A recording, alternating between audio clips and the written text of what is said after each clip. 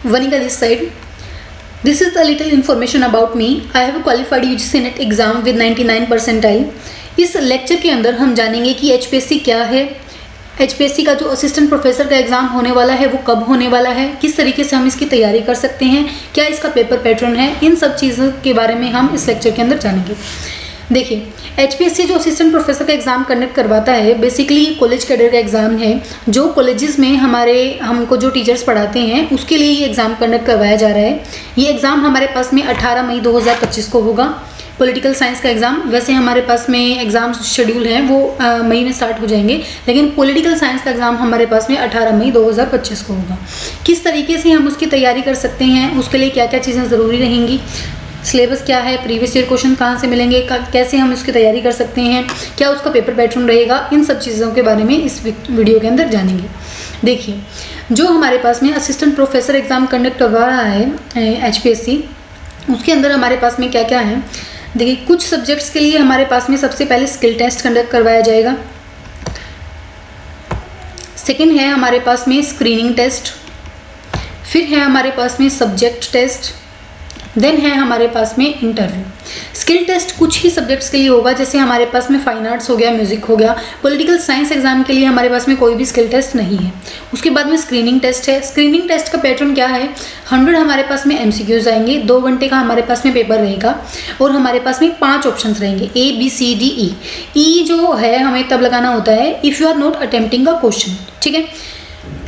Negative marking की जहाँ तक बात है तो 1/4 mark will be deducted for each wrong answer. तो इसके अंदर हमारे पास में क्या है, नेगेटिव मार्किंग भी है, ठीक है। 100 मार्क्स का हमारे पास में क्वेश्चन आएंगे, 100 MCQs आएंगे, 2 घंटे का पेपर रहेगा और 1/4 हमारे पास में नेगेटिव मार्किंग रहेगी। अगली चीज़ हमारे पास में क्या है कि जब जिन बच्चों का स्क्रीनिंग टेस्ट, मान लो कि स्क्रीनिंग टेस्ट के अंदर they have secured the minimum cut off of 25% in the screening test, कि आपके पास 25 मार्क्स तो आपके होने ही होने चाहिए। उसके बाद में 4 times the number of the advertised post including candidates, ठीक है। 4 गुना स्टूडेंट्स को हमारे पास में सब्जेक्ट टेस्ट के लिए बुलाया जाएगा, ठीक है। जितने मेरिट लगेगी जितने पे, उससे 4 गुना हमारे पास में स्टूडेंट्स को बुलाया जाएगा, ताकि सब्जेक्ट टेस्ट में फिर वो हमारे पास में स्टूडेंट्स को सिलेक्ट कर सकें एंड देन फॉर इंटरव्यू। उसके बाद में हमारे पास में क्या है, the marks obtained by the candidates in the screening test will not be counted for the final selection, कि जो ये स्क्रीनिंग टेस्ट होगा हमारे पास में, इसके मार्क्स जो हैं वो कैलकुलेट नहीं होंगे, ठीक है। स्क्रीनिंग टेस्ट के हमारे पास में मार्क्स कैलकुलेट नहीं होंगे। उसके बाद में सब्जेक्ट टेस्ट करवाया जाएगा। सब्जेक्ट टेस्ट का क्या पैटर्न है वो देख लेते हैं एक बार। सब्जेक्ट टेस्ट है हमारे पास में 3 घंटे का पेपर रहेगा, 150 मार्क्स का, और ये हमारे पास में क्या होगा, सब्जेक्टिव होगा। सब्जेक्टिव मतलब ऑब्जेक्टिव में ये होता है कि MCQs टिक करने होते हैं, और सब्जेक्टिव में ये होता है कि आपको पेपर लिखना पड़ता है। 5 मार्क्स के क्वेश्चन आएंगे, 10 मार्क्स के क्वेश्चन आएंगे, 15 मार्क्स के क्वेश्चन आ जाएंगे, ठीक है। बेसिकली क्या है इसके अंदर, पॉलिटिकल साइंस के अंदर, कि 18 क्वेश्चंस आएंगे और उसमें से हमारे पास में चॉइस होगी और हमें 15 क्वेश्चंस करने होंगे। 3 घंटे का पेपर रहेगा और 150 मार्क्स का रहेगा। ये है हमारे पास में सब्जेक्ट नॉलेज टेस्ट। उसके बाद में है हमारे पास में इंटरव्यू। ये क्या यहाँ पे लिखा हुआ है कि have secured the minimum cut off marks of 35%। आपके पास मिनिमम सब्जेक्ट टेस्ट के अंदर भी आपके क्या होने चाहिए, 35% मार्क्स होने चाहिए। और जो वेटेज रहेगी सब्जेक्ट नॉलेज टेस्ट की, वो हमारे पास में 87.5% रहेगी, ठीक है। फाइनल मेरिट के अंदर जो मेरिट लगेगी, जिससे आपका सिलेक्शन होगा, उसके अंदर हमारे पास में स्क्रीनिंग टेस्ट के मार्क्स कैलकुलेट नहीं होंगे। जो 100 मार्क्स का हुआ था स्टार्टिंग में, वो कैलकुलेट नहीं होगा। जो सब्जेक्ट टेस्ट होगा उसकी वेटेज हमारे पास में 87.5% रहेगी, और जो इंटरव्यू होगा उसकी 12.5% रहेगी। तो ये मिला के हमारी मेरिट बनाएंगे। तो सबसे पहले हमारा जो पहला टारगेट है वो है स्क्रीनिंग टेस्ट को क्लियर करना। स्क्रीनिंग टेस्ट क्लियर होगा तभी हम सब्जेक्ट नॉलेज टेस्ट में बैठ पाएंगे, ठीक है।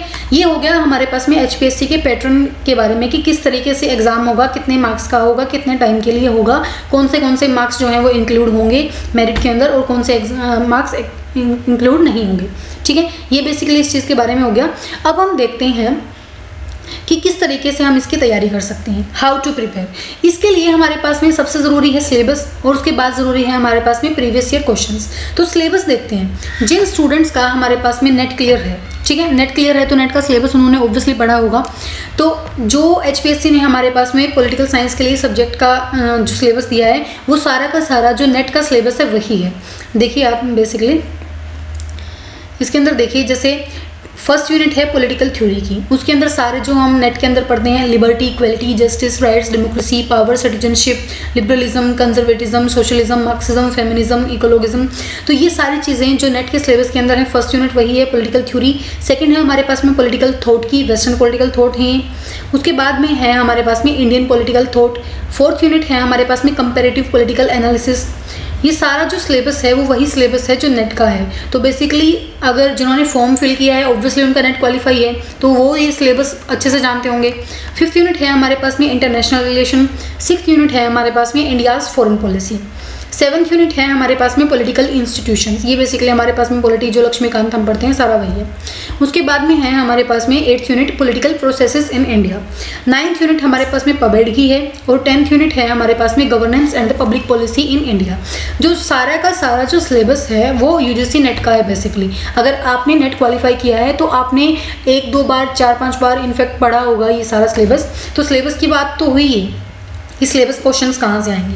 अब बेसिकली हम देखते हैं प्रीवियस ईयर क्वेश्चंस। देखिए प्रीवियस ईयर क्वेश्चंस जो एसपीएससी के लिए हैं एक्सक्लूसिवली वो कम अवेलेबल हैं, लेकिन अगर हम प्रीवियस ईयर क्वेश्चन की बात करें तो आपका बेनिफिट ये होगा, अगर आप इसके एग्ज़ाम की तैयारी करना चाहते हैं तो बेनिफिशियल आपके लिए ये रहेगा कि जितने भी हमारे पास में नेट के प्रीवियस ईयर क्वेश्चंस हैं, हमारे पास में सेट के हैं या फिर किसी भी और स्टेट के जो असिस्टेंट प्रोफेसर के हैं हमारे पास में, जैसे एमपीपीएससी के हैं और आरपीएससी के हैं हमारे पास में, राजस्थान के हैं, वो सारे जो प्रीवियस ईयर क्वेश्चन हैं वो आप इकट्ठा कीजिए। इनफैक्ट मैं भी आपको प्रोवाइड करवा दूंगी, उन सारे प्रीवियस ईयर क्वेश्चन से आप प्रैक्टिस कीजिए। ये बात रही हमारे पास में किस तरीके से तैयारी करनी है। एक मैंने टाइम टेबल बनाया है, अगर आप चाहते हैं तो इसको भी फॉलो कर सकते हैं। अगर कोई भी एग्ज़ाम की, हम कॉम्पिटिटिव एग्ज़ाम की तैयारी करते हैं तो हम उसकी रिवर्स प्लानिंग करते हैं। हमारा एग्ज़ाम है बेसिकली 18 मई को 18 मई को है, तो 17 मई को तो हम ऑब्वियसली 10 की 10 यूनिट रिवाइज करने का सोचेंगे, या फिर अगर हमारा सेंटर जो है थोड़ा सा दूर आया है तो 17 का दिन तो वहीं चला जाएगा। ठीक है, तो बेसिकली ये मैं टाइम टेबल आपको प्रोवाइड कर रही हूँ, अगर आपको इसके अकॉर्डिंग चल सकते हो आप, अगर आपको ये बेनिफिशियल लग रहा है तो आप इसको अडोप्ट कर सकते हैं।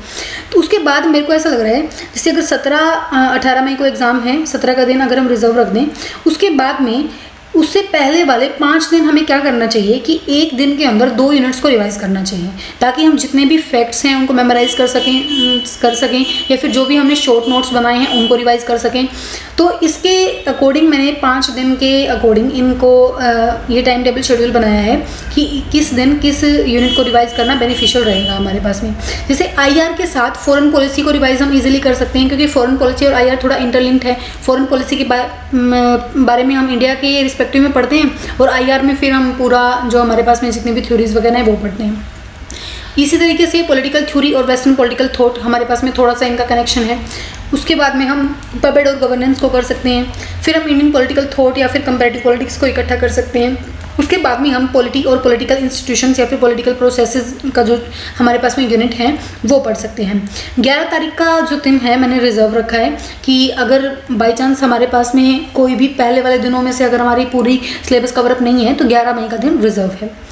अब हम बैक रिवर्स प्लानिंग कर रहे हैं ऑब्वियसली हम ये कि भाई 5 दिन हमने यूनिट्स के रिवीजन के लिए रखा है कि 5 दिन 10 यूनिट रिवाइज करनी है, एक सुबह एक शाम। ठीक है, उसके बाद में देखिए अब दिन आ गया है हमारे पास में 11 का दिन रिजर्व है, 10 मई का दिन आ गया। अब यहाँ देखिए आप कि कितने दिन हमारे पास में बचे हैं, 10 दिन मई के बचे हैं, 30 डेज हमारे पास में अप्रैल के हैं और आज 18 मार्च है।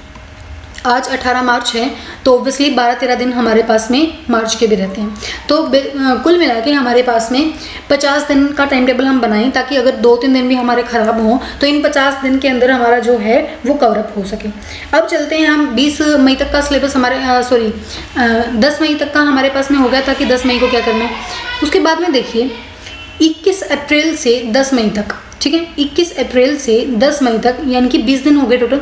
20 दिन में हम क्या करेंगे, एक यूनिट को हम 2 दिन के अंदर रिवाइज करेंगे। इसके अंदर हम क्या करना चाहते हैं, जैसे इसके अंदर अगर हम दोनों दिन, एक दिन हम सारे जितने भी प्रीवियस ईयर क्वेश्चन हैं उस यूनिट के वो पढ़ेंगे, एक दिन हम उसकी थ्योरी पढ़ेंगे। ठीक है, जितनी भी थ्योरी है। तो इस तरीके से हम इन 20 दिनों के अंदर 10 यूनिट्स को इनके सारे प्रीवियस ईयर क्वेश्चन कर लेंगे और सारी इनकी थ्योरी पढ़ लेंगे।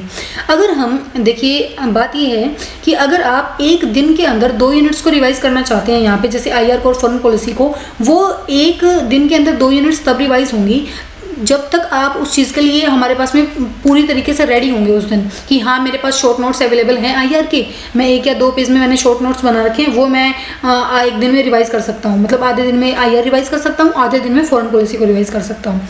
तो उस चीज़ को रेडी करने के लिए हम क्या करेंगे कि इन 20 दिनों में 1 यूनिट को 2 दिन में करेंगे। जैसे मैंने लिखा हुआ यहाँ पे 9 तारीख को और 10 तारीख को हम यूनिट 6 करेंगे, ठीक है। 7-8 तारीख को हम यूनिट 5 करेंगे। ये देखिए मैंने मेरे हिसाब से यूनिट्स को डिफाइन कर रखा है। मेरे को आईआर जो यूनिट है वो थोड़ी कम याद रहती है, तो मैं ये चाहती हूँ कि एग्जाम से पहले वाले दिन मैं आईआर पढूँ, ठीक है, क्योंकि वो पर्सनली आप यहाँ पे अपने हिसाब से यूनिट्स को चेंज कर सकते हैं। अगर किसी को ये है कि मेरे को वेस्टर्न पॉलिटिकल थॉट के जो हमारे पास में जो थिंकर्स हैं उनके बारे में ज़्यादा याद नहीं रहता है, तो आप लास्ट वाले दिन वेस्टर्न पॉलिटिकल थॉट भी कर सकते हैं, ठीक है। मैंने मेरे हिसाब से इसको डिज़ाइन किया है कि मैं आईआर को फॉरेन पॉलिसी में जितने फैक्ट्स वो डेट्स वगैरह हैं उसको याद रखने के लिए मैंने 16 तारीख रखी है। इसी तरीके से मैंने यहाँ पे क्या रखा हुआ है कि इसी तरीके से इन 10 दिनों के अंदर आप अपने हिसाब से यूनिट्स को मैनेज कर सकते हैं कि कौन सी यूनिट आपको पहले करनी है, कौन सी बाद में करनी है। लेकिन आपको ये ध्यान रखना है कि उस दिन करना क्या है। एक दिन हमने 2 दिन जो रखे हैं एक यूनिट के लिए, एक दिन हमने सारा दिन प्रीवियस ईयर क्वेश्चन रिवाइज करने हैं उस यूनिट के। जितने भी प्रीवियस ईयर क्वेश्चन हैं हमारे पास में एमपीपीएससी के होंगे, आरपीएससी के होंगे, उस यूनिट के जैसे नेट के होंगे, तो वो सारे जो हैं हमने प्रीवियस ईयर क्वेश्चन रिवाइज करने हैं। और जो भी क्वेश्चन हमें वेग लगेगा उसके लिए हम अलग से पेज बना लेंगे, एक अलग से हम नोट्स बना लेंगे कि इस यूनिट में से ये क्वेश्चन मेरे को वेग लगा था, और वो उस नोट्स पे लिख लेंगे। और वो नोट्स फिर हम इस दिन रिवाइज करेंगे। जैसे मान लो कि आईआर में मेरे को 10 एक क्वेश्चन ऐसे लगे कि बिल्कुल ही अजीब से हैं, तो वो मैं शॉर्ट नोट्स में लिख लूँगी, और इस दिन 16 मई को मैं वो वाला ही जो पेज मैंने बनाया है सिर्फ उसको रिवाइज करूँगी, ठीक है। तो ये हो गया बेसिकली हमारे पास में 10 दिन का टाइम टेबल ये हो गया, जिसके अंदर हम 20 दिन का टाइम टेबल ये हो गया, जिसके अंदर हम एक यूनिट को 2 दिन देंगे। उसके बाद में हमारे पास में यहाँ पे डेट आ गई है 20 अप्रैल। अब देखो 20 अप्रैल से आज हमारे पास में 18 मार्च, तो कुल मिला के हमारे पास में 1 ही महीना बचा है। 1 महीना बचा है, मतलब 2-3 दिन मैं रिजर्व में रख रही हूँ कि कोई बीमार हो जाए या फिर कहीं आना जाना पड़ जाए, तो 2-3 दिन मैंने स्पेयर में रखे हैं। उसके बाद में 30 डेज़ का प्लान के अकॉर्डिंग 3 दिन के अंदर हमें 1 यूनिट को करना है फिलहाल, ठीक है। 3 दिन हमारे पास में आई थिंक इनफ रहेंगे। अगर आपका नेट क्वालिफाई है तो ऑब्वियसली हम 3 दिन के अंदर 1 यूनिट को बहुत अच्छे से कंप्लीट कर सकते हैं। एक जो चीज़ हमें ध्यान रखनी है वो ये ध्यान रखनी है कि इन 3 दिन के अंदर हम सिर्फ और सिर्फ थ्योरी पढ़ेंगे, मतलब प्रीवियस ईयर क्वेश्चन पे इतना ज़्यादा फोकस नहीं करेंगे, सिर्फ थ्योरी पढ़ेंगे, ताकि जो सारा इन दिनों के बाद, जैसे ये 3-3 दिन के बाद मैंने पूरी यूनिट्स को रिवाइज करने के बाद 1 महीने के बाद जब ये दिन आएंगे, उसके अंदर जब मैं प्रीवियस ईयर क्वेश्चन करूँगी तो मेरे को बिल्कुल याद होना चाहिए कि ये मैंने उस थ्योरी में पढ़ा था, ये उस पेज पे था, ठीक है। आगे बात समझ में, तभी तो हम प्रीवियस ईयर क्वेश्चन अच्छे से लगा पाएंगे। जब तक हम थ्योरी को अच्छे से कंप्लीट नहीं करेंगे तो प्रीवियस ईयर क्वेश्चन लगाने का फिर क्या फ़ायदा है। इसी तरीके से फिर आप इन डेज़ को डिज़ाइन कर सकते हैं कि किस दिन आपको कौन सी यूनिट करनी है। जैसे मैं अभी स्टार्टिंग पॉलिटिकल थ्योरी से करना चाहती हूँ सॉरी, पॉलिटिकल थ्योरी करेंगे, फिर वेस्टर्न पॉलिटिकल थॉट करेंगे, फिर आईआर करेंगे। आईआर के लिए जैसे मैंने यहाँ पे 4 दिन रखे हैं क्योंकि मेरे को आईआर थोड़ा सा डिफिकल्ट लगता है। फॉरेन पॉलिसी के लिए मैंने सिर्फ 2 दिन रखे हैं। उसके बाद में 31 को ब्रेक रखा है। उसके बाद में जैसे 1, 2, 3 हो गया हमारे पास में इंडियन पॉलिटिकल थॉट होगी, कंपैरेटिव पॉलिटिक्स होगी, पॉलिटी होगी, पॉलिटिकल प्रोसेसेस इन इंडिया, पबेड होगी, गवर्नेंस होगी, ठीक है। इसमें भी फिर मैंने 18 तक ये हो जाएगा, 19-20 2 दिन के लिए फिर रिजर्व रखे हैं। तो कुल मिला के बात ये है कि अगर आप इस तरीके से थोड़ा सा टाइम टेबल बनाते हो कि किस तरीके से हमें पढ़ना चाहिए, तो आपको डेली टारगेट मिल जाएगा कि इस दिन मेरे को ये यूनिट कर ही लेनी चाहिए थी, इस दिन मेरे को प्रीवियस ईयर क्वेश्चन भी करने हैं। आगे बात समझ में कि 3 दिन में हम पहले यहाँ पे क्या करेंगे। अभी स्टार्टिंग कहाँ से कर रहे हैं, हम यहाँ से कर रहे हैं, स्टार्टिंग यहाँ से कर रहे हैं। तो अभी 19 मार्च है कल, 19, 20, 21 यहाँ से हम 3-3 दिन हर यूनिट को देंगे, अच्छे से रिवाइज करेंगे। उसके बाद में फिर हम 20 दिन के अंदर हम क्या करेंगे, प्रीवियस ईयर क्वेश्चन करेंगे। और आधा दिन, जैसे अगर आपने 3 दिन लगा के मन लगा के पढ़ाई की है तो आप 5-6 घंटे में वो रिवाइज कर सकते हो। उसके बाद 1.5 दिन आपके पास उस यूनिट के लिए हैं, प्रीवियस ईयर क्वेश्चन के लिए हैं। उसके बाद फिर हम नोट्स बनाएंगे, ठीक है। नोट्स बनाएंगे कि जो भी इंपॉर्टेंट क्वेश्चन लगेगा या फिर जो ऐसा क्वेश्चन लगेगा कि जो हमारी थ्योरी वाले नोट्स में नहीं था वो अलग से लिख लेंगे, और फिर वही जो नोट्स हैं वो इस दिन हम पढ़ेंगे। जैसे 16 मई हो गया, 15 मई हो गया, यूनिट के हिसाब से, ठीक है। तो ये बेसिकली हमारे पास में टाइम टेबल हो गया कि किस तरीके से हमें पढ़ना चाहिए ताकि हमारा सिलेबस जो है वो कंप्लीट हो जाए। अब बात आई कि फ्रॉम वेयर टू प्रिपेयर, कि हम किस तरीके से तैयारी करें।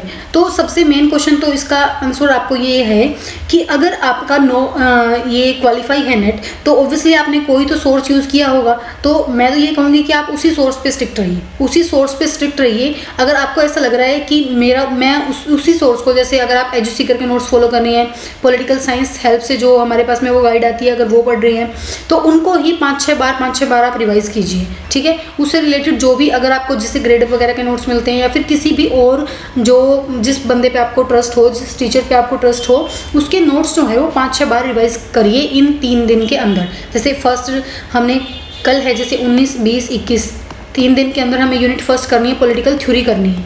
तो पॉलिटिकल थ्योरी कहाँ से भी, जहाँ से भी आप पढ़ते हैं, एजुसीकर के नोट से पढ़ते हैं, ग्रेड के नोट से पढ़ते हैं, किसी और सर के नोट से पढ़ते हैं, तो 3 दिन उस थ्योरी को कम से कम भी 5 बार रिवाइज कीजिए, ठीक है। ये आपका हमारे पास में टाइम टेबल रहेगा।